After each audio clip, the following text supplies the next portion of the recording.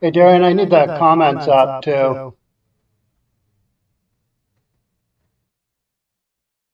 We We are are live. live. Do Let's do this. this. Still I'm still waiting waiting for for the the comment comment section to section come to up come up here. here. So I So can I do can a do a little little chatty chatty chat. chat. There we There go. we go. Perfect.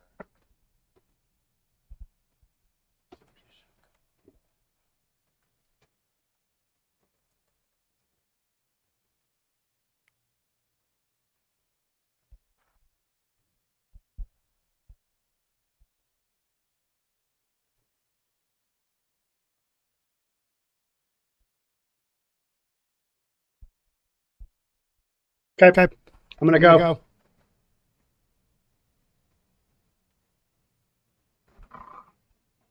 Awkward Awkward beginning to beginning a to a live live stream, but stream, it but it always always is. is. There's There's always always just a just a bunch of bunch of stuff, stuff, right? We right? just We just don't don't do do this this enough enough to to consistently consistently do it, and do it. And that's what that's we're what we're always always working on working is on is consistency. consistency. Got the Got the regular regular podcast podcast down, down. got Got that that new new camera camera angle angle right right there, there. got Got this this stuff stuff going. going.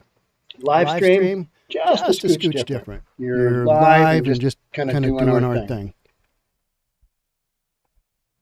Making Making sure sure we're we're going going here. here. Will you Here go, you go, Darian? Darian.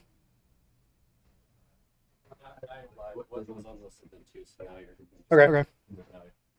Welcome, Welcome, everybody. everybody. Here we Here we go. go. Live Live stream. stream. What What we we are are doing doing today, today, what we're what we're doing doing today, today, got this got this camera over camera over here. here. We're going to We're going to read read three, maybe maybe four four stories. stories. Maybe Maybe hour and a half, 2 hour hour long long live live stream, stream, something something like like that. that. What I'll What I'll do is do is I I will will read read the the stories. stories. We're going We're to going to start with start with talking talking about about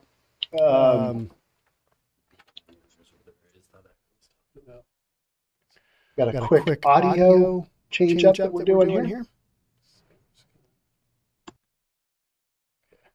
Audio is always the thing that we're working on. Don't like to have you guys listening to a bunch of screechy stuff. It's terrible.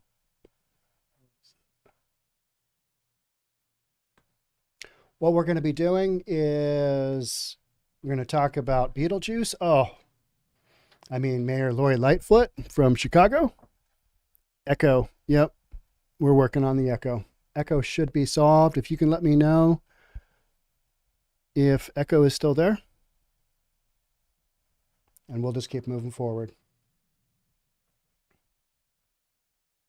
So I'm going to start with the story of Mayor Lori Lightfoot. We're going to move on to, did you guys see the gallery owner in San Francisco? Been dealing with a homeless lady for like days and days and days outside of his shop.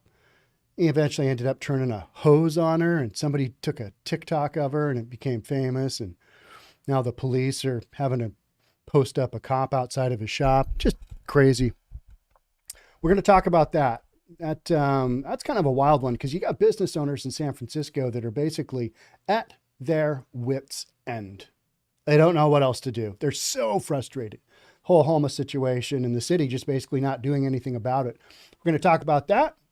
And then we've got Mayor Ted Wheeler down in Portland. He's got this massive plan, biggest plan in the United States for sanctioned homeless encampments. So the Portland Tribune kind of did a little quizaroo of Mayor Ted and his plans. I'm going to take a look at that because there's some interesting answers in there.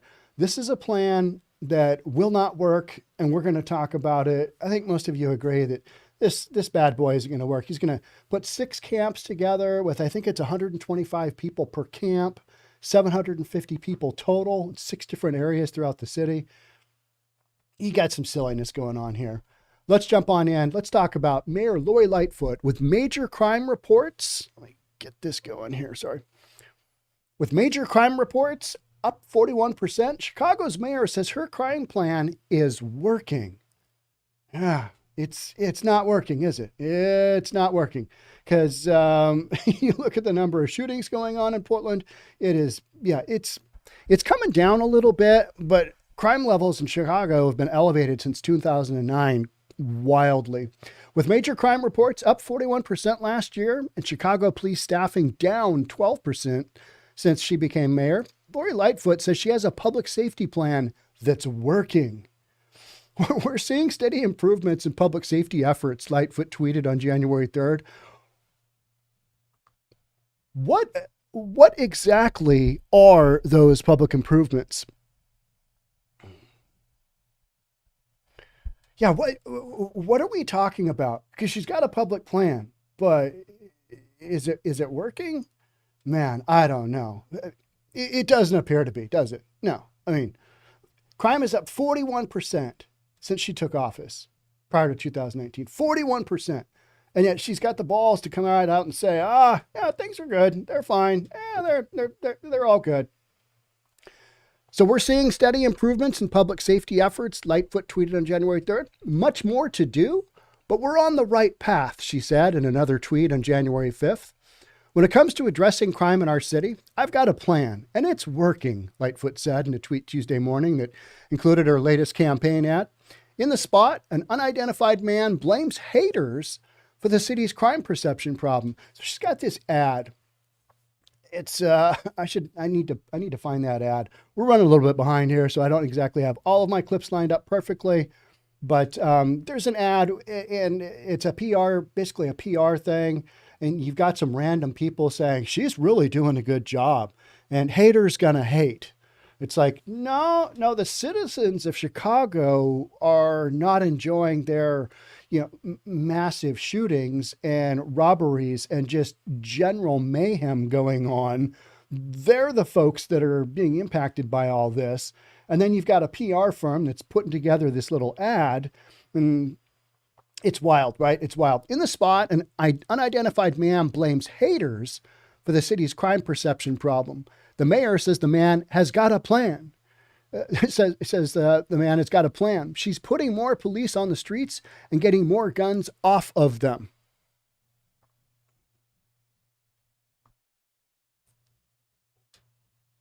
So that is just simply not true, is it? It's just simply not true. Number of police officers in Chicago has decreased considerably. I think it was like 1,600 officers. Yeah, gone from 13,302 down to 11,731. So whatever that is, seven. Yeah, my math, not a math major here, but down significant numbers of police officers, not adding more to the streets. And even if you were, would it be enough to quell the violence that's going on here in Chicago? You've got let's just take a quick peek. Let's just see what we've got going on Hey Jackass. That's always a good one. I enjoy taking a look at Hey Jackass because they do kind of real live time stats of Chicago. So every 2 minutes, 26 seconds, you've got a person is shot in Chicago right now. Every 11 minutes, 56 seconds, a person is murdered in Chicago. 2.5 minutes, shooting happens. 12 minutes, somebody dies. Somebody's murdered. So, I mean, if by those statistics, your plan is working, all right. I mean, I'll bite. How is this working? When it comes to addressing crime in our city, I got a plan and it's working. Yeah, no plan whatsoever. In fact, 21 of Chicago's 22 police districts have lost cops under Lightfoot's administration. Reports of major crimes were up in all 22 districts last year compared to 2019 when she took office. Overall, Chicago Police Department's force strength has plummeted from 13,302 officers when Lightfoot took office to 11,731 this month, according to the Office of the Inspector General. I'll show you guys what I'm reading here. In fairness, when the guy on the TV ad said Lightfoot is putting more police on the streets, he may have been referring to the number of cops who protect the street where Lightfoot lives. We've talked about this as well. While other units atrophied under her watch, the Detached Services Unit, which provides mayoral security, ballooned 177% from 56 officers to 155. So you've got this situation where you got a mayor saying, hey, got a plan? We're working on it. And then the stark reality is something wildly different. Meanwhile, her security, she is definitely beefed up because, I mean, we all know Chicago just isn't safe, right? It's just simply not safe. Otherwise, in districts from one end of the city to the other tell the same tale. Under the Lightfoot administration, the number of cops is down and the amount of crime is up. So it's just wild when you have these politicians who come right out and say one thing and you're reading it and you're going, and if you followed any of my stuff at all, I've covered Chicago quite a bit because Chicago is kind of the poster child for not being a safe city. It's crazy, right? You've got so many statistics and so much criminal activity coming out of Chicago, and everybody pretty much just wants to, ignore the fact that this is the situation. And, we've got a plan. We've got a plan. We've got an ad campaign it's really going to put out what we've got going on here, which to me is just, it's not good, right? All right. So throughout 2022, Chicago Police Department and the mayor's office played up talking points about hundreds of prospective new officers being trained at the city's police academy. Yet, despite the hype and training efforts, the police department failed to keep up with attrition and experienced a net loss of 169 officers last year. That is happening all across the United States. That's just going on everywhere, right? Citywide, major crime reports are up 33% compared to 2019. On New Year's Day, the department issued a press release boasting that 2022's crime rates were down compared to years dating back to 1965. All right. See, what you've had is in the last few years, you've had a massive spike. Like after 2018, you had a massive spike in crime in Chicago. You had a spike in crime across the United States. It's almost kind of like, everybody on the criminal end of things was just flat given the green light, right? They were just like, hey, it's go time, guys. Jump on in, do your thing. And I've read that on, so many different articles. We're not really sure what's going on. There's a social phenomenon going on here. And we don't really know what the deal is, but it's happening and we're not sure why. What was interesting is that during the pandemic, it almost did seem like there was a switch that was flipped, right? Just click and things just took off. Because I remember reading stories here about downtown Seattle and downtown Portland and kind of going, whoa, all right, so we got this pandemic where we're shutting things down. And yet all these other news stories are basically indicating, all right, we shut things down and crime just took off. Crime just went through the roof. Statistically, that's what's happened. In Chicago, yes, it's come down the last couple of years, but that's because it elevated so high. And it's up 41% over where Lightfoot was when she took over. So way more crime. And yet she's complaining, or she's claiming, we've got a plan. We're getting stuff done. Just stuff is happening. On January 17th of last year, 51-year-old California resident Sergio Ontiveros was battered outside a Wrigleyville bar. He fell during the attack, hit his head on the pavement, and died 8 days later. The Cook County Medical Examiner's Office declared his death a homicide due to craniocerebral injuries suffered in an assault. Chicago Police Department continues to classify the case as an aggravated battery, not a murder. It's impossible to know if other murder cases carry lesser classification of Chicago Police Department records. So, bottom line is here, are the books being cooked? Could be. It could be. I mean, would it surprise you? There's so many murders happening. There's so many, examples of criminal activity happening. You take 20% of those and scooch them over to aggravated battery. It's not a murder. Somebody's life is ended. They're dead. I mean, that's not where we want to be. And yet these politicians just, they claim this other thing. And you're like, are you really going to sell me that? Is this really what you've got for me? Because this doesn't really work. And yet, the people that voted her in will stick behind her. They will stick behind her and say, she's doing a good job, doing some solid work. The rest of us are kind of sitting in from the outside going, oh, yeah, I don't think so. I'll just read this last spot here. On Tuesday morning, about the time Lightfoot's new campaign ad debuted, the Chicago Police Department released its latest weekly crime statistics report. Through Sunday, overall major crime reports are up 72% compared to the same time last year. It certainly seems like Chicago is off to the races and doing its thing.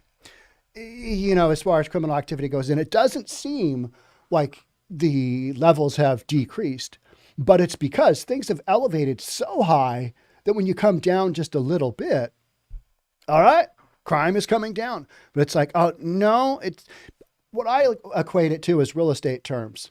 Market goes up forever, right? It goes up, goes crazy, goes up, 100% over 3-4 years. If it comes down just a little bit, yes, it's come down, but how much has it risen? And that's what I'm getting at here is it rose for Chicago 41%.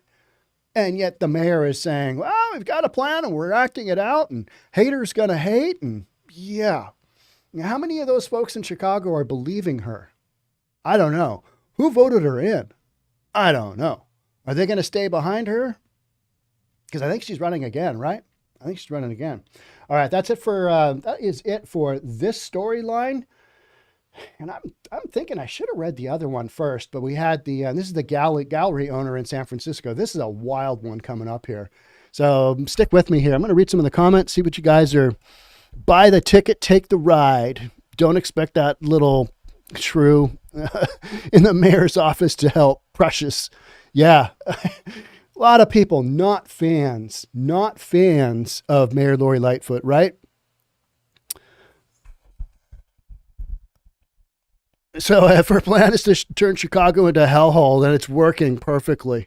That's what most folks are saying, right? It's like, all right, and you get what you pay for. You voted this lady in. You voted. I can't imagine putting my vote behind her, but there's other people out there too. Same thing. I'm like, really? How are we doing that? Soros spent millions getting prosecuting attorneys into office who won't prosecute. His agenda is to demoralize people so that they can grab power. 100% agreed. 100% agreed. I was watching The Newsroom. Been watching that on HBO. And they had a comment about Soros, which is interesting because it's put out by Aaron Sorkin, I think it is. He was the producer. He's pretty liberal from what I understand, but he had pretty dialed in. They were trying to talk, the show is about objective news, and it's a really interesting show. Unfortunately, my girlfriend and I started on season 3, not realizing it was season 3. And then when we went back to season 1, we're like, well, we haven't seen any of this. So we kind of came in midstream, but it's wild how different entities just clearly identify same thing here. Soros has spent millions. Did a podcast here not too long ago talking about yet another deal he is funding, which doesn't help out our court system, doesn't help out, keeping criminals off the street. And yet, liberals want to see that. They want to see, we're being fair to people. We're being compassionate to people. All right. What else we got here? The plan is working. Law-abiding folks are being attacked. Yeah, they are. They are. I mean, it's just what's happening. And what so many of you guys often comment is, then leave. And I think what you are seeing is in these crazy cities, in these like Seattle, where I am, but I'm here in Bellevue.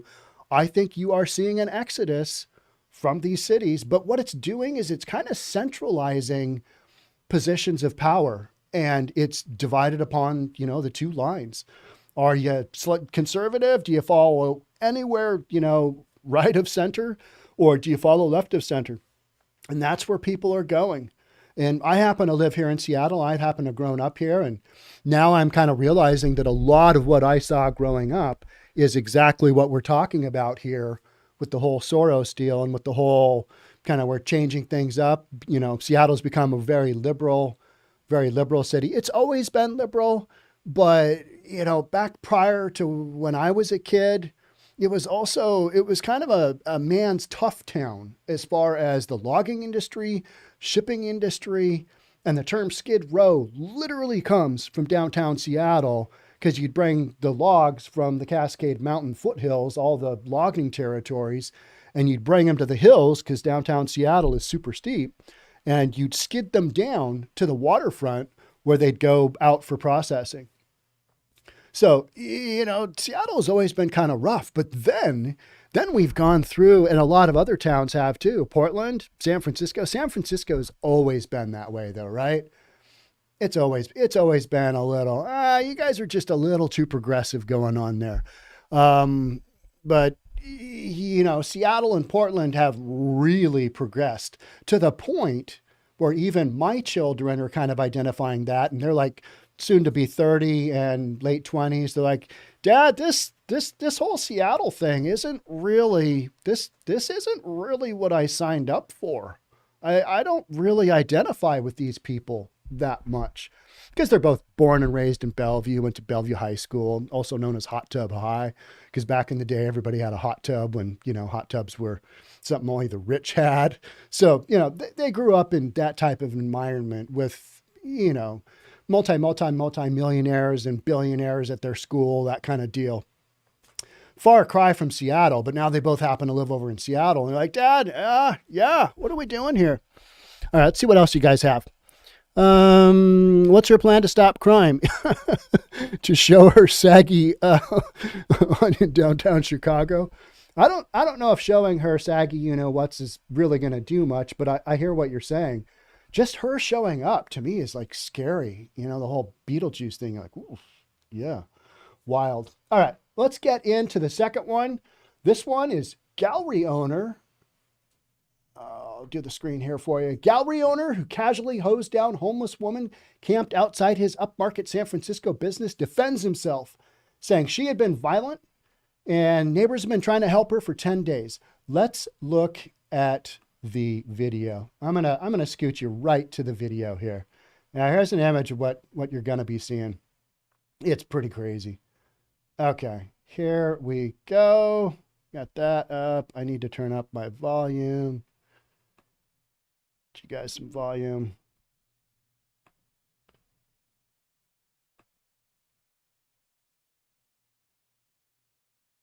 So this one does not have, I'm not hitting, oh, there we go. Sorry. Let me replay it for you.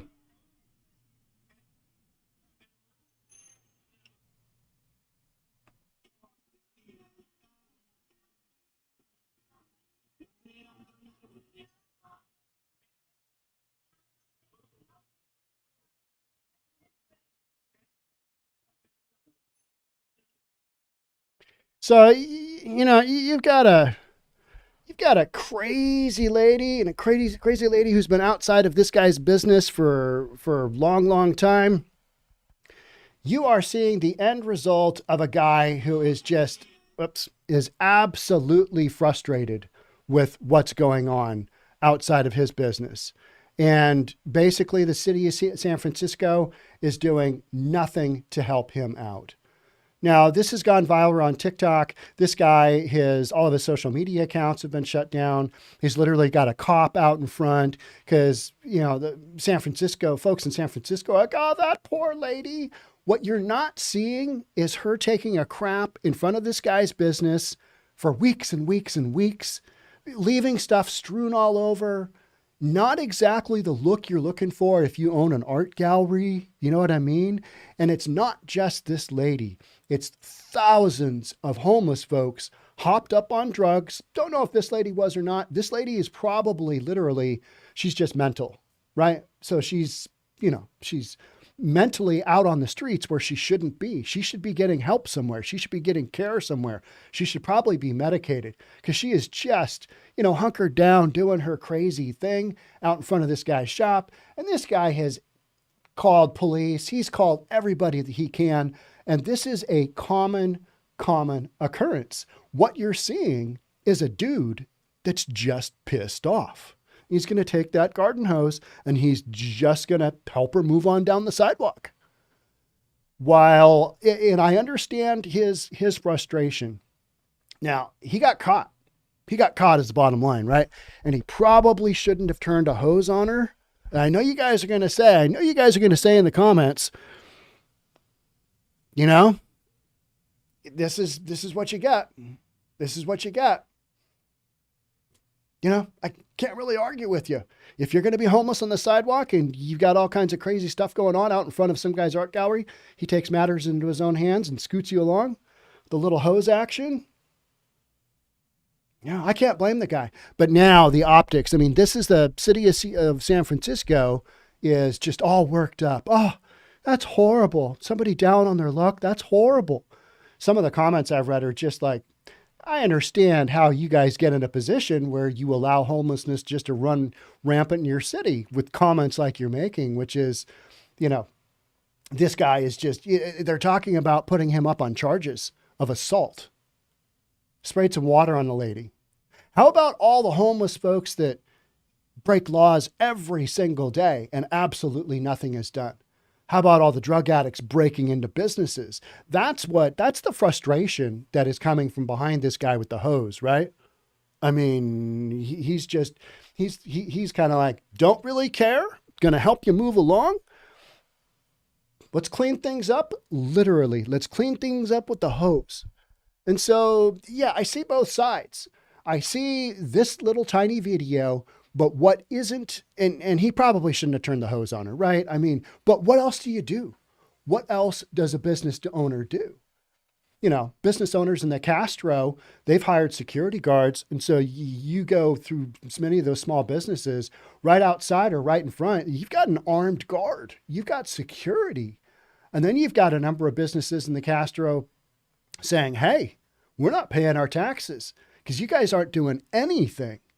That's the backdrop. And how about all the podcasts I've done on just individual businesses and the craziness and, you know, just the wild times in San Francisco because they've let things go and there basically is no law and order. And it's, you know, for these businesses, they are literally having to take matters into their own hands. What else are they going to do? Somebody made the comment that this is why the baby boomers are the worst generation ever, because you got a baby boomer turning the hose on them. And what I was kind of thinking is that's a guy leading by example. Now, he might have stepped over that line, but he is doing something. He's trying to run his business, which he's run there for 40 years, I think. We'll get into the story, but I think it's like 40 years. Turns the hose on somebody that's, you know, been running around just not acting crazy, literally being crazy. So you got all these armchair warriors, you know, making all these comments of, we should just we need more compassion. We need to be more compassionate. It was 49 degrees and raining that day. Well, you still can't camp out on the sidewalk. I mean, you can, but you might suffer some consequences. And if a dude turns his hose on you, you know what I'm saying? Yeah. Biggest problem that this guy had was that he got caught, this business owner. Yeah, I hate to put it in those terms, but it's absolutely true. Because you know this stuff happens all day long. And then you might say, I forgot what I was going to say there. Got caught by a comment over here. There's some crazy stuff you guys are saying. And I don't blame you because this is a wild story, right? I mean, it's insanity, the levels that we've gone to. All right, let's move on down here. The owner of an art gallery in San Francisco who was caught on camera spraying a homeless woman with a hose pipe being basically garden hose, has defended his actions. In footage shared on social media, Collier Gwynn, who runs Foster Gwynn Gallery in the financial district, leans against the gate of a restaurant and continues to spray the woman despite her yelping with discomfort. Local businesses were quick to condemn his actions, while scores of enraged social media users left dreadful reviews online, causing the gallery's rating on Google to plunge to just 1 star. Okay, I need to remember that that's where I left off. You know what's going to happen to all these keyboard warriors? They're going to go away. This guy's going to take himself offline for a month or so. His business probably isn't totally driven. It's probably driven by referral. What I understand, Schwarzenegger has shopped there, a bunch of big celebrities. He's got a good name. people are going to recognize, all right, yeah, the dude's bottom line job is to sell art, whatever it is in his gallery. I don't know. I didn't go that far because all I cared about is, hey, this guy's he's actually doing something. And then everybody's condemning him. I mean, you're going to see more and more of this. You're going to see more and more actions of people taking taking things into their own hands. What other options do they have? The city isn't doing anything. And you're seeing that in so many municipalities across the United States, typically places where we've defunded the police, you're low on cops, you've taken felony offenses and made them misdemeanors, and you've legalized drugs. And now you've just got this ecosystem where you've got, and we also dumped out the mental institutions, right? This woman probably fits under the mental institution, part of this, but she could be on drugs too. I just don't know. I don't know much about her. I did a video yesterday. I think we released a video. Her name was Wendy. If you've seen that video, Wendy just kind of, spills the tea on how easy it is to be homeless in San Francisco. Some wild stuff there. She just kind of says, yeah, we party all night and then spend the day, going out and getting food and partying and get food, lunch, party, dinner, party. She talks about that. Is this lady who got hosed on the sidewalk part of that crew? Who knows? Either which way, from what the business owner, the gallery owner is saying, is that she's has an adverse effect on trying to do business. Doing business in a small business like this is hard enough, right? Let alone having somebody take a crap on, outside your business, your store. I was watching a gym that's posting videos in downtown Seattle. They go up and bang on the window because just outside there's some dude lighting up his tin foil. And, they start opening up at like 5 o'clock in the morning. They got to wake all the homeless people literally in their alcove, get them away. At what point do you tell the business owner, hey, maybe you should just shut down and move on? At what point does that become a reality? Yeah, I don't know. Because I wouldn't want to have to put up with hosing somebody off of my sidewalk.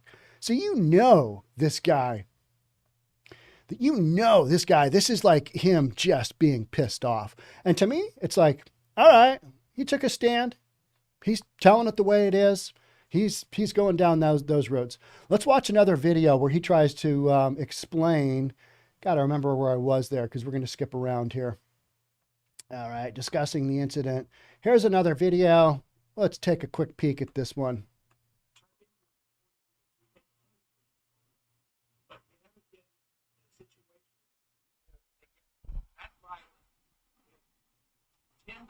The neighborhood trying to do something. We have been able to pass to get them taken to a shelter, which they leave immediately. But they've also had a situation where I don't know. I've listened to her talk to the people and say, no, this is the way I want to live. Yeah. My idea of cleanliness is not your idea of cleanliness. And I've listened to her do that, but it's fine if she knows what she's saying. Yeah.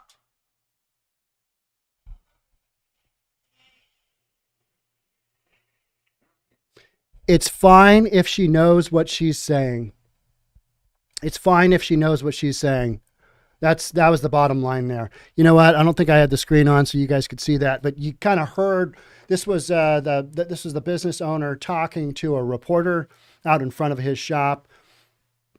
The lady doesn't know what she's talking about. She's totally mental. She's just, she's literally not there from a mental perspective. Let's keep reading here. So, discussing the incident, which took place on Monday, Gwynn said, I've been here for 40 years. We have tons of homeless people, but they haven't been in a situation where they get that violent. 10 days of the neighborhood trying to do something. So it sounds like she was a major issue for, probably just going through one of those psychotic episodes, those psychotic periods, that she's just wildly out of control. And having that out in front of an art gallery, that does not exactly scream, hey, come on in, spend some money in my gallery, does it? No, it just doesn't. It's kind of goes the opposite way. We've been able to get them taken to a shelter, which they leave immediately. They leave immediately because they don't want to be there. Oftentimes they don't want to be there because they can't do their drugs there. You know, they're out of control. They can't live within the rules. And, you know, the whole ecosystem that they depend on, the streets, they're not having it. They're not gonna, you know, they're just not gonna deal with that. Here we got that guy.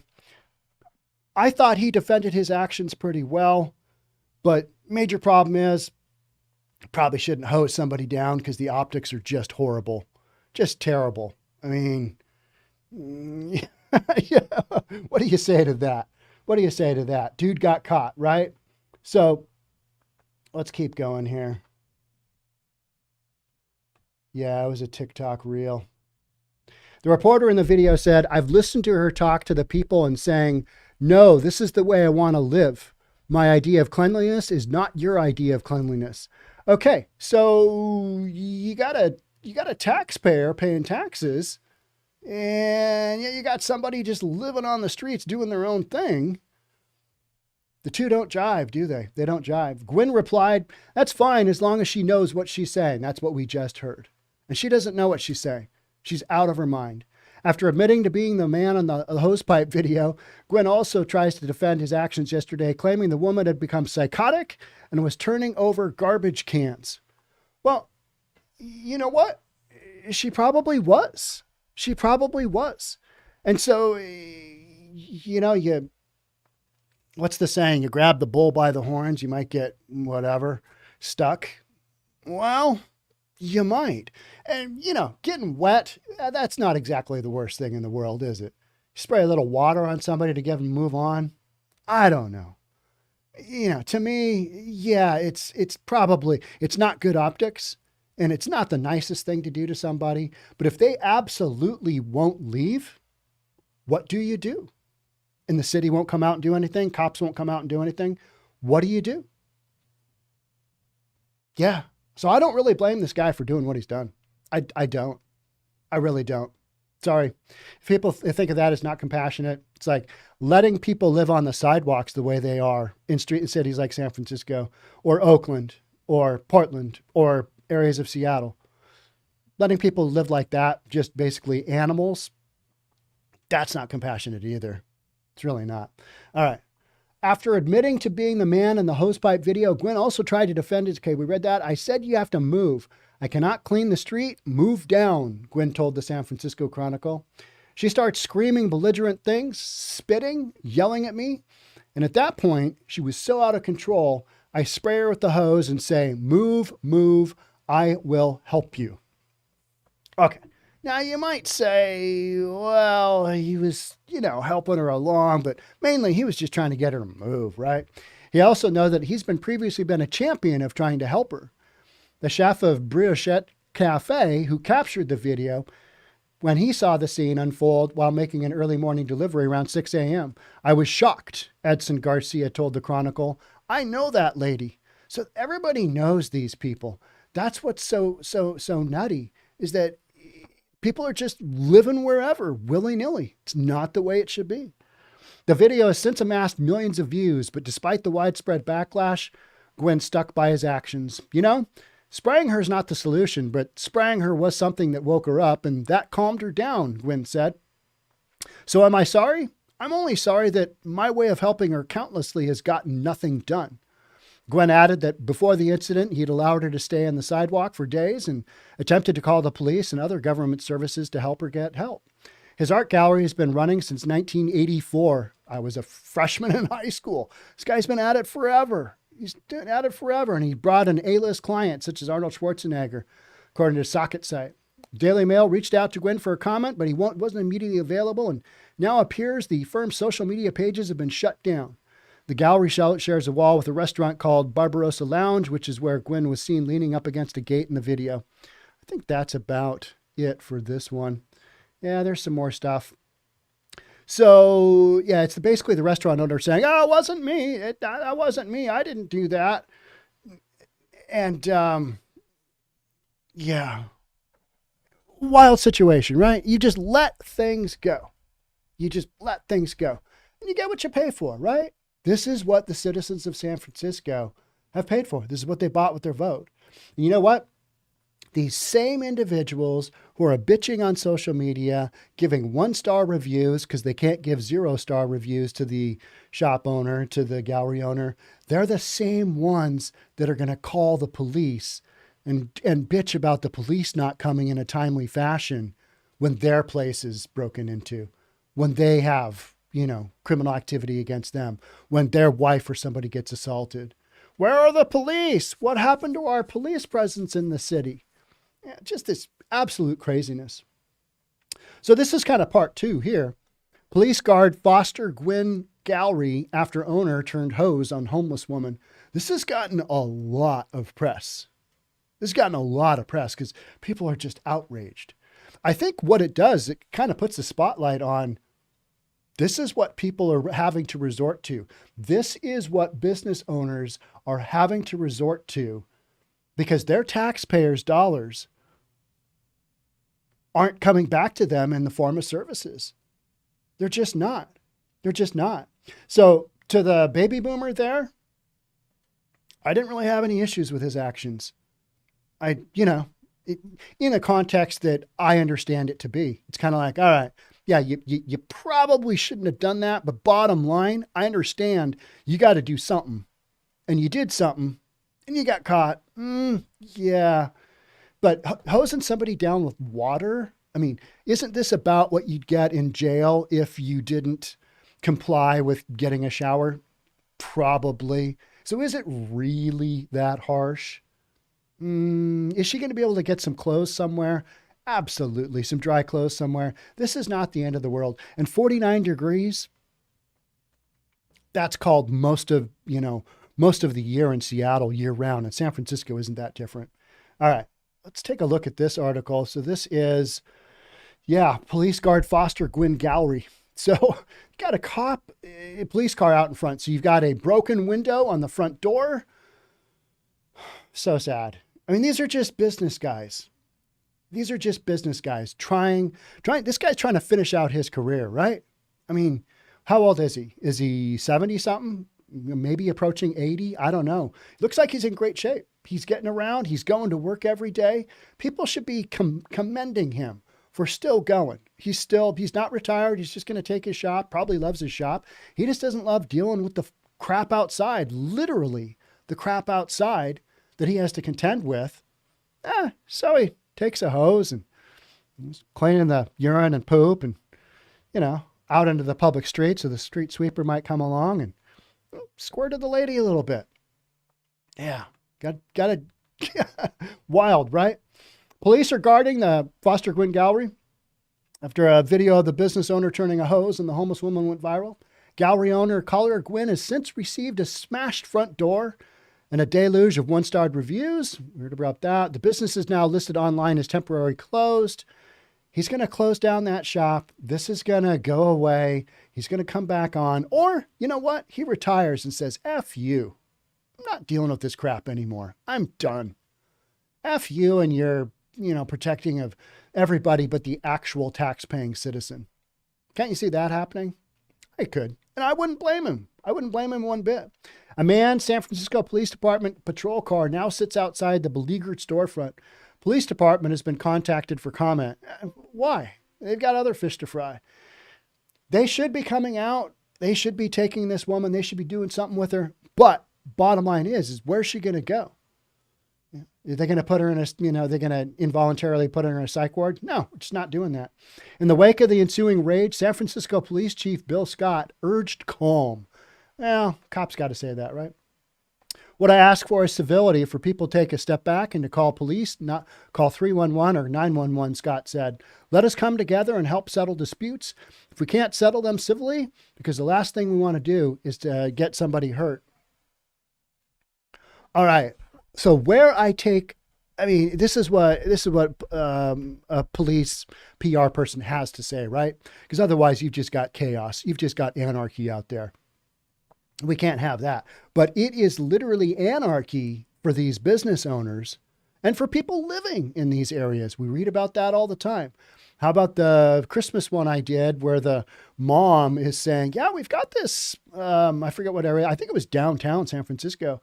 We've got this, Christmas scene going on, but then right up top, literally on street level, you got to go down a set of stairs to get down to this Christmas scene. Right up top, you've got, guys drinking booze, and you got people, selling crazy stuff. Who knows?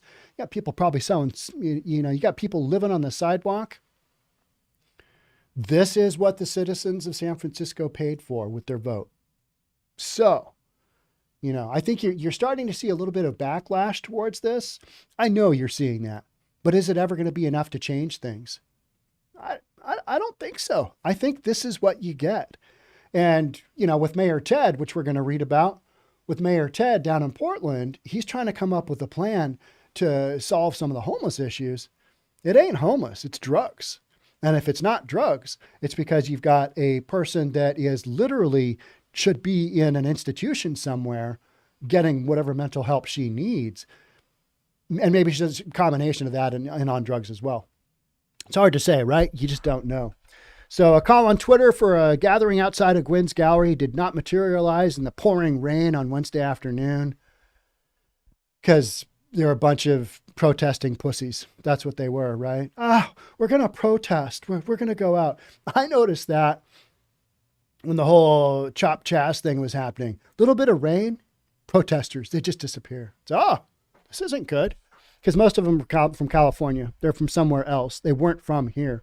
And, they're just running around. They go to Georgia, and then 5 of them get, arrested and domestic terrorism charges.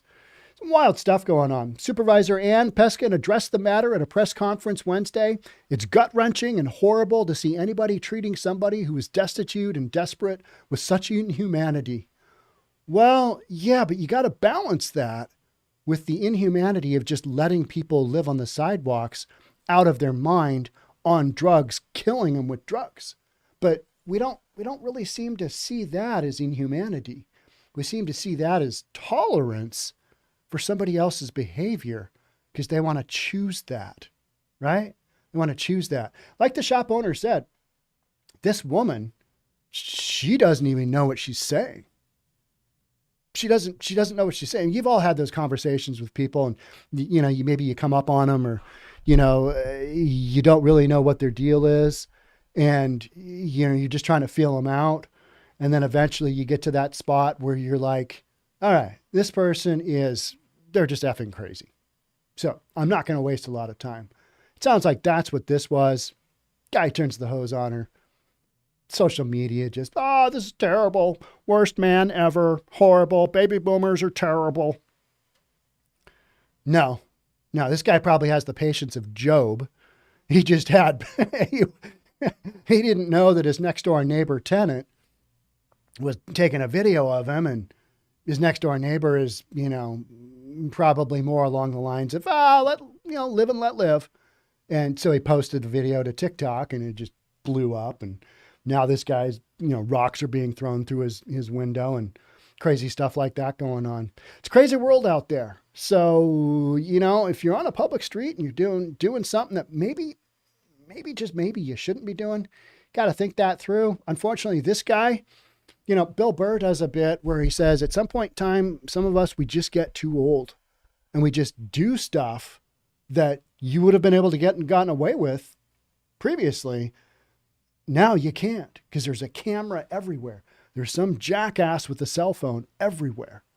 And so, what you used to be able to get away with and what you used to do and what your mindset is. And I find myself doing this all the time is thinking to myself, is this just old man talking?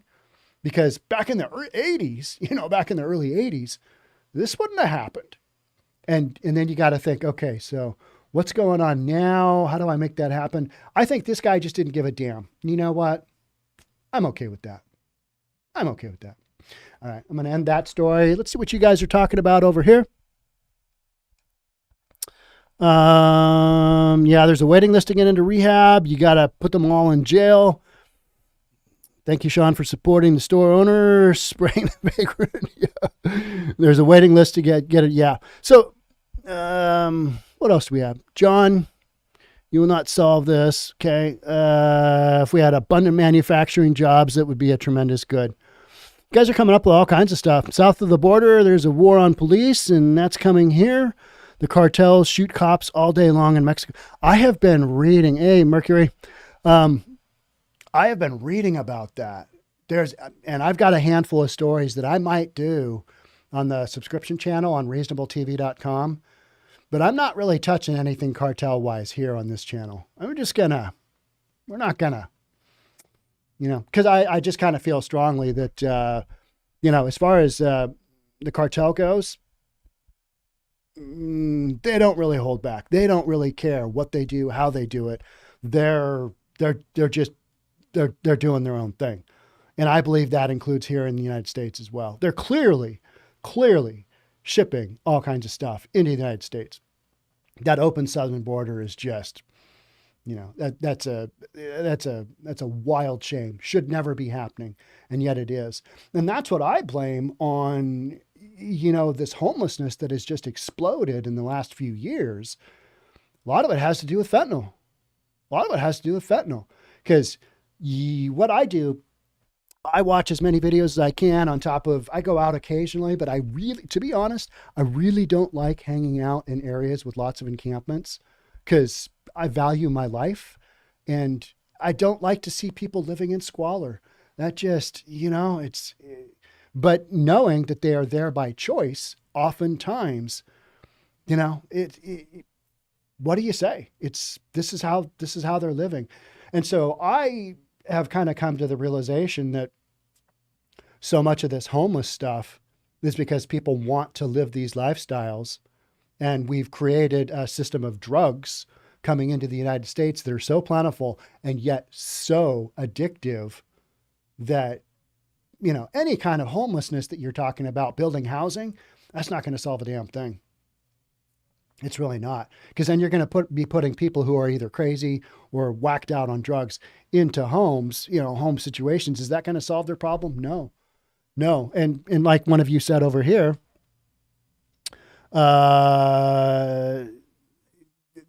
is that there's no room at the inn.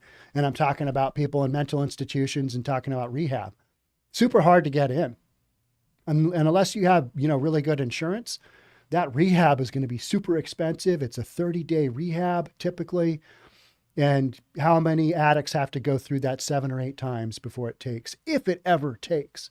So most folks don't have those resources. And then to get somebody, put into a mental institution against their own will, Washington, Oregon, California, most of these states don't have the ability to do that. Whereas, years ago, when I was a kid, way back in the day, in the 70s, you didn't see a lot of homeless people just wandering around. You saw more like hardcore alcoholics that weren't crazy. But the crazy people, they were in institutions, right? As they should be. But then we determined, and Reagan determined all that kind of stuff, where, we're just going to dump everybody out because, so many people have been abused.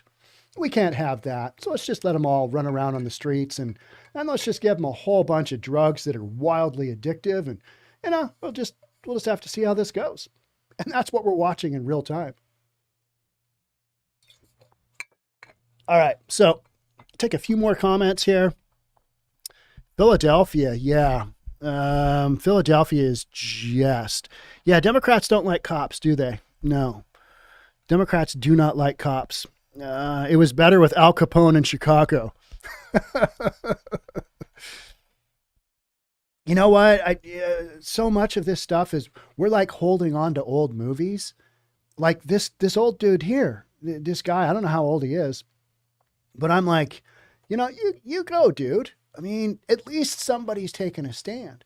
And then you've got this, ridiculousness from the police force and, this is inhumane. It's like, yeah, but letting people live out on the sidewalks, especially women, I mean, they are just targets all day long, right? All day long. That's not where they should be. How many times has that woman been sexually assaulted? How many times has she been beaten up? How many times has she had all of her stuff stolen?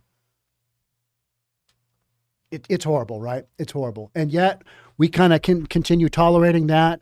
And we just kind of, we just go down those roads. And you're my hero, Sean. Well, I don't know if I should be your hero. I'm not much of a hero. I'm just a guy who, gets behind a microphone. Somebody asked me the other day, how did you get into covering all this? And I started thinking, well, I started to see all these storylines, and I'm like, nobody from like regular civilian life is covering this stuff. I'm a real estate guy. I'll just take my real estate background and say, yeah, that neighborhood used to be like this. Now it's changed. And that kind of just morphed into, we didn't used to have encampments here. We had encampments here. Because I was out appraising for 30 years, out in the field, get in my car, drive from the office to wherever my appraisal assignment was. Sometimes it was damn near down in Oregon. Sometimes it's damn near up in Canada. Washington goes that far. Up in Blaine, I've done appraisals in Blaine. I've done appraisals in Bellingham, done appraisals all over. So I have kind of a general knowledge and a much better knowledge of King County right here, which covers, the big cities, Seattle, and then to the south, we've got Pierce County, Tacoma. Tacoma has some homeless drug issues. Tacoma's always been, it's got some beautiful areas overlooking the Puget Sound that are just epic, but that's once you get there. And there's some very affordable areas of Tacoma that people have been moving to. But I've been watching this stuff kind of unfold, and it doesn't seem like there's a lot of folks who are like saying, hey, what's going on here? What's happened? What are we doing? How is this okay? And now I kind of feel like, during the pandemic, the way that state of Washington handled, let's shut everything down and, let's not let out this business open, but we'll have the big mega business stay open because, people need groceries from their big business, but not their little store. Things like that. Just crazy examples of that happening, how that was handled in Washington state. So what I think you saw was, you saw a mass exodus of a lot of reasonable people. And I'm kind of going, but somebody still needs to tell these stories. Somebody needs to give a perspective of what's going on that isn't from mainstream media. And, here we are. So, and I understand that my content does not get pushed out. I just know that. It's a fact. My content gets pushed out very slowly. When it does at times, you'll see big videos that just boom, go because they catch on. But most of my content just doesn't, it doesn't get the views that you're going to see on a similar type channel that's already established, that's already doing it. So one of the things I'm going to be doing is doing a bunch of live streams. See what happens. Just going to stream a bunch of stuff. I'm going to set up a bike right over there. I'm going to sit on the bike and stream because why not? Yeah. I'm here in this office all day anyway. More content, right? Because I've got stories for days of this ridiculousness. All right, let's see. In Tacoma, if you get attacked by the gang, with the Tacoma Police Department will threaten you, a senior citizen. Tacoma, not good. You got some bad stuff going on down there. So what else do we have here? J Street and MLK in Tacoma. Yeah, there's some areas of Tacoma. Young people accept the world like it is, normal to them. There's a lot of that, isn't there? That the younger generation, working from home is normal, making $1 million a year for not really producing much, becoming famous on TikTok for, showing whatever assets God might have given you, instead of actually putting out content that people, are going to learn from. 2023 is a different time. So I kind of feel like, I started the real estate gig really early and I'm transitioning into doing this full time. I'm still running 2 other companies. They're not very busy right now. So that's why I'm taking this opportunity right now when we got a real estate slowdown going on to just kind of really ramp up some of this stuff. And you're seeing more content. And check out, you can check out our, let's see if I can get this to go. Our member content. We've got a bunch of people signing up. I am creating a lot of content for that channel. It's stuff that I can't put elsewhere because they're storylines that'll get flagged and either get demonetized or won't go anywhere. But they're stories that you guys, people have been consuming. The 10-month-old child who turned blue after ingesting fentanyl in San Francisco. You can't do that on normal channels. You can't do that on normal social media because, that would be considered tragic. That would be considered violating of terms of service. And I would take yet another whack to the channel. I don't really want to go down that road. So if you support me and what I do, head on over to reasonabletv.com. It's $10 a month. Got a lot of content there. I probably am releasing content there, I don't know, right now, every other day, a couple of times a week. Way more content than you're going to find on any other channel kind of like this, especially with as many subscribers as I have. Most channels don't have the ability to put together a subscription channel. I'm going to have some private live streams there and a bunch of stuff. But I got to get better at live streaming. So let's jump on in to this Mayor Ted. Now, the Portland Tribune is a news subsidiary of Coin. And Coin, to me, down in Portland, does some pretty accurate reporting. So the Tribune quizzes Mayor Ted Wheeler on his plan for massive sanctioned homeless camps. Now, I've talked about his plan for as long as it's been out there. And it's a very aggressive plan, but in my opinion, it is going absolutely nowhere. Let's jump on in. Let's find out. So here we go. Portland Mayor Ted Wheeler, along with Portland City Commissioner Dan Ryan, has proposed the largest and most expansive plan yet to address homelessness in the city. So, everybody wants to crap on Mayor Ted Wheeler. Okay, here's where I give him props. He's at least got a plan. It might not be a good plan, and it's not going to work, but he's at least got a plan. He's holding on to that. It's like, all right, you're doing something. Instead, and I know I'll take some heat on that, but you get what I'm saying. At least he's doing something. And it might be in the totally wrong direction. But I give props for not necessarily trying, but okay, Mayor Ted, all right. Well, let's see what you got anyway. I'm kind of at that point, right? The proposal has drawn responses across the board, including praise from some in the business community and condemnation from some service providers. That's interesting, right? Oh, taking a bite into the billion-dollar industrial homelessness complex. At the heart of the multifaceted plan, the proposal to build and sanction 6 homeless camps, each large enough for 250 residents to be built somewhere in the city. From my understanding, it is 750 total residents. It is 6 camps of 125 a pop. So 3 camps, and so groupings of 3, 250 residents. So this, how many thousand homeless folks do you have in Portland? Thousands.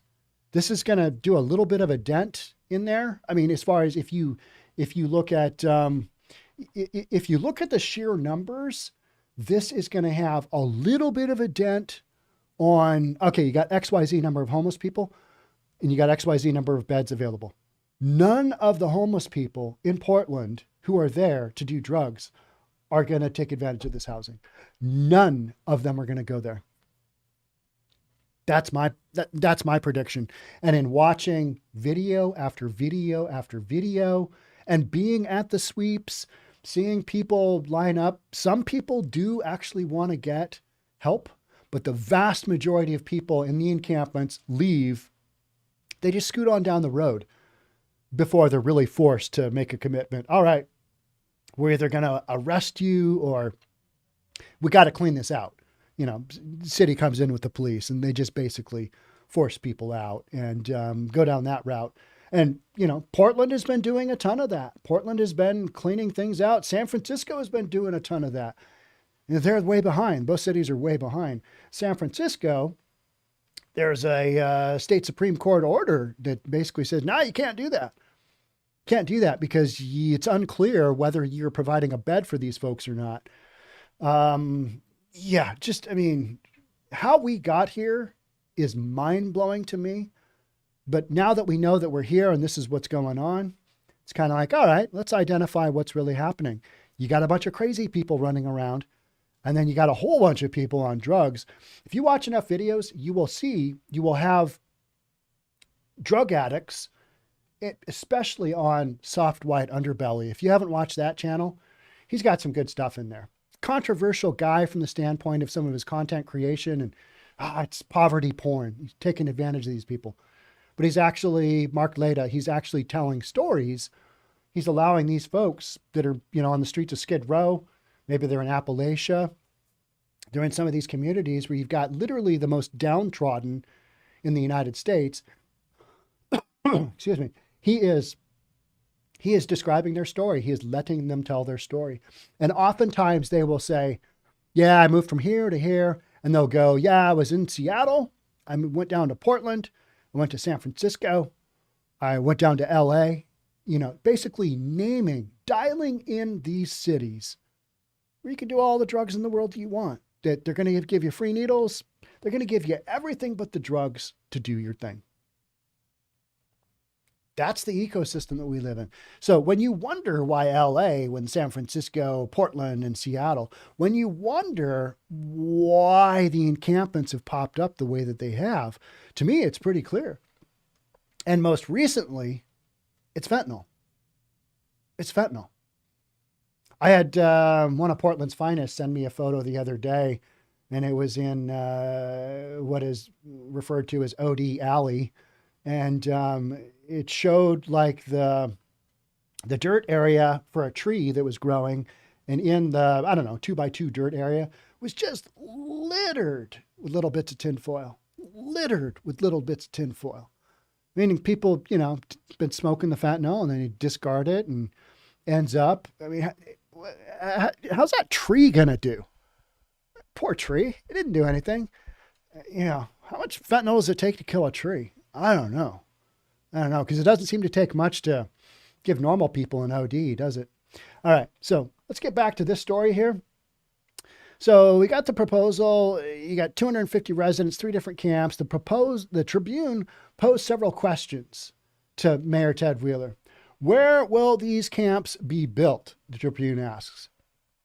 And we're reading this because this is the first really major West Coast type approach. San Francisco's had some, LA's had some, but we're talking about basically building some mini cities with towns, we should call them, homeless towns, right? And this was Mayor Ted Wheeler's answer for where will these camps be built. We're in active conversations with numerous property owners to come to an agreement on site locations. Locations will be announced in the near future. How would you feel about having 250 drugged up homeless people living in an encampment in your backyard? You want to talk about some NIMBY, I think is what they referred to it, not in my backyard? Think you're going to have some of that? Whew, not good. Tribune asks, you're going to run into very, very heavy neighborhood opposition if they're in the neighborhood. What is the plan to counter that? Mayor Ted. We've held numerous community meetings with the public to engage with neighborhoods to hear their concerns, ideas, and input. We started these town halls by extending an open invitation to anyone in the community that would like to attend. Hundreds showed up. Opening question was, imagine one of these designated camping sites was in your neighborhood. What services and precautions would need to be implemented for these to work? How about folks want to come into the encampment? That's fine, but they got to be sober. They got to have a job, or could be working towards something, towards a job, and they got to be sober. And the minute they violate those, kind of like you have in a halfway house or a sober house, the second you violate those terms, you're gone. You're back out there. So it's a pay to play type scenario, right? Camps will be in areas. This is Mayor Ted continuing. Camps will be in areas across the city, so no single area will be solely impacted. There will be continued community engagement once camps are up and running. So the entire city will be impacted, is what he's saying. He's spreading it out far enough where everything's impacted. That's kind of my thought, right? All right, so you don't want to concentrate them in one area. You don't want to do that. Okay, I get that. So the Tribune, what's the city's plan to get the county, metro, and state to pony up? Well, we have 800 self-cited, unsanctioned campsites across 146 square miles of Portland. This is a public health emergency where we're working to get those experiencing outdoor homelessness with a very high percentage of dealing with untreated mental health and substance abuse closer to services. All right. So that's one of the kickers, right? That is one of the kickers, is that it's got to be close enough. Most of these people don't have cars. They're going to have to be transported, right? And that's if we ever get to this. I mean, I do not hold out high hope. Mayor Ted is at least addressing the fact. I'm not trying to give Mayor Ted props here. I'm just saying, at least he's saying untreated mental health and substance abuse. So these folks shouldn't be in encampments. They should be in treatment, or they should be in a psych ward somewhere. That's where they need to be. And maybe in a psych ward getting detoxed off the drugs they're on. Because, I mean, some of these folks are, there's a reason they're doing the amount of drugs they are, because they are, they need help. These folks need help. And they are certainly not going to get it if you just kind of, put them in an encampment. And I know that in the encampments, they're going to say, yeah, we're going to have wraparound services for this, and this. And I'm kind of like, yeah, but they're closing their doors on their little mini homes and they're just shooting themselves to kablooey. So how does that help anybody?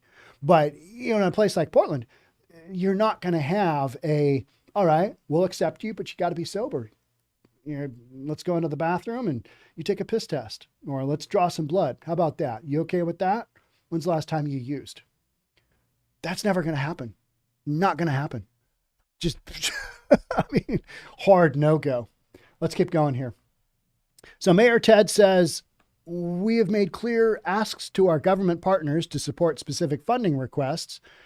Yeah, Mayor Ted's got a big plan, but no funding. And so Multnomah County to delay their budget vote this week. That's what he wants. And to agree to a joint 30-day financial review. It's asking for $21 million to fund the capital and operation costs. So the county has over $33 million. So we just start to go through a whole bunch of numbers. When I started reading that, my eyes glaze over. So here's the one figure from this kind of stuff. They're going to want $123 million annually to run 750 people. What's that per person? Somebody with math, tell me. 123 million to run 750 residents. I'll try and look over here and see what that is. But yeah, it's not good, right? I mean, that's a boatload of money to, try and do what little we're doing here. Because remember, this doesn't cover all the homeless people in Portland, nor will it ever serve to do that. Nor will it ever serve to do that throughout any of these communities, because that's not really how this works. So will the new rule of forbidding street camping pass legal muster? Efforts to do so in the past haven't. That's the big thing. Is they're trying to say in Portland, it's going to be illegal to camp out in the street if there is a bed available and you don't take it. Here's the Tribune. If a person won't leave the sidewalk, which municipal employee will make them move? A police officer? Mayor Ted, we're hiring 50 new outreach and navigation workers to better connect homeless Portlanders to shelter and other services. We'll continue the current practice used by outreach teams. How is that working out right now in Portland? Yeah, it's just not working out, right? So then we got a study, and we got Mayor Ted. So kind of saying these designated campuses are designed to more effectively connect existing services to those experiencing outdoor homelessness and other issues.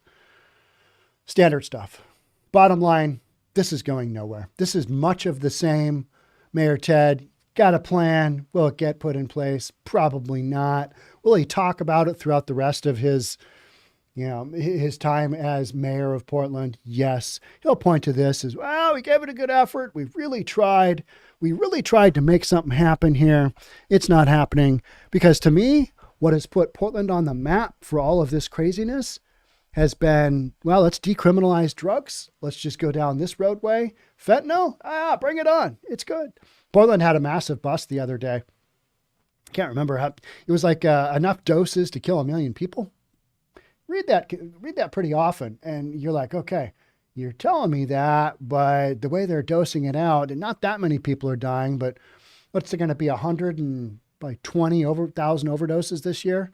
I mean, COVID killed what, 1 million people total? Total that we know of?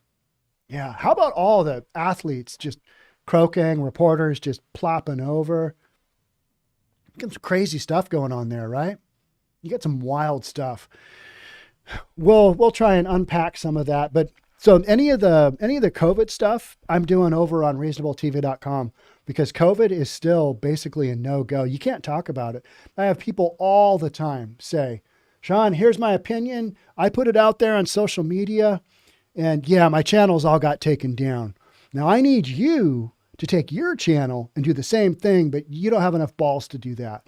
And I'm like, okay, so you're telling me that you put up stuff that you knew was going to get your channel taken down, and it did, because it violated terms of service. Sometimes it's examples of racism. Sometimes it's just examples of just crazy stuff.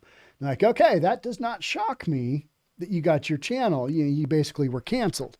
That stuff's kind of out there. But then they want me to do the same thing on the same damn topic. And I'm like, I'm going to go out on a limb and say that just doesn't seem all that smart.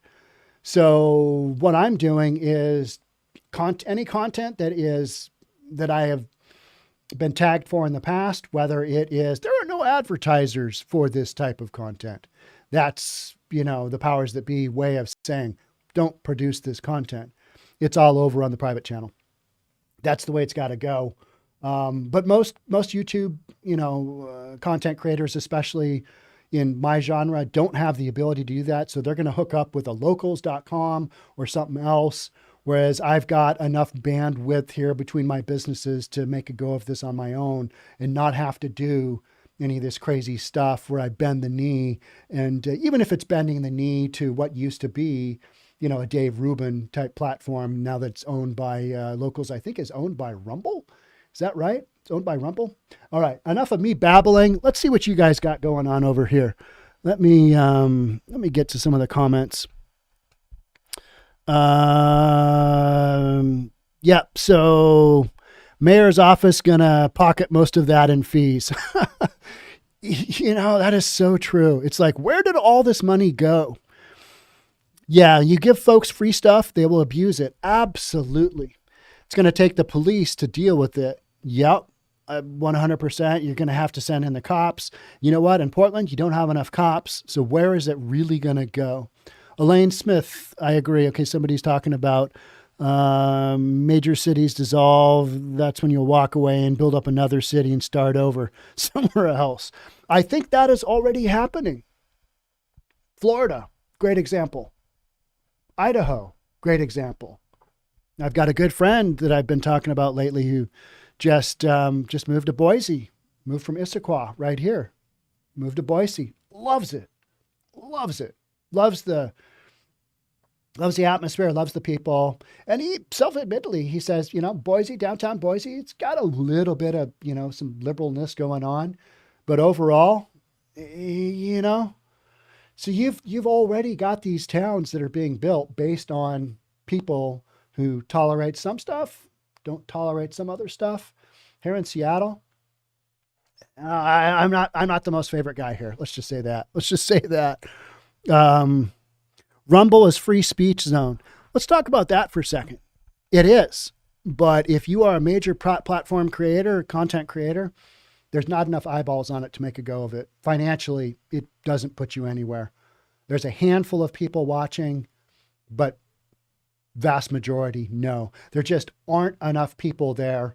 It's not indexed, and it is not, let's be honest. YouTube is hand in hand with Google. So when people do their searches, oftentimes that'll pull up a video. That's how my content gets out there.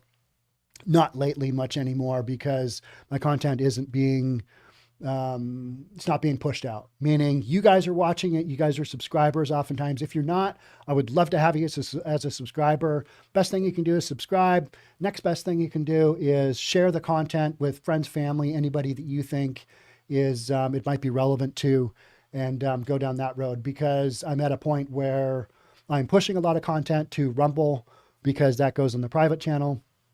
but there's just not enough eyeballs there for a business model to make it go. And one of my friends said the other day, and they said, not yet. And I'm kind of like, yes, but there's a bunch of different things. Rumble, YouTube, wildly different characteristics. That's kind of just where we sit. So what is this over here? We upgraded some account. Yeah. So I'm all for building new cities, but these cities we're talking about are less than 200 years old. That's basically a city in its childhood. It's so true. How did we go sideways so quickly? How did we go? Seattle just really, when people talk about, wow, my family was doing this in the Civil War. And I'm kind of like, well, my family was out this direction pretty early on. And it was basically just an Indian territory, right? These cities are not. They haven't been around for that long, especially you get as far west coast here as I am, which is not far from Canada, and we're on the Pacific Ocean, so about as far west as you can get, north and west as you can get. These cities just aren't that old. A lot of them were built with when the railroad came west. Yeah, it's wild stuff, crazy stuff. Let's see what else we got going here. Sorry for the big long. They're just not dying as fast as the mayors were hoping for. There's no great solutions to what we're talking about, is there? There's no great solutions. You might want to say, hey, yeah, they got to get into treatment. They got to get into mental institutions. We simply don't have enough. And so that's why you're going to continue to see these storylines for years moving forward. Years. Because there's no quick fix.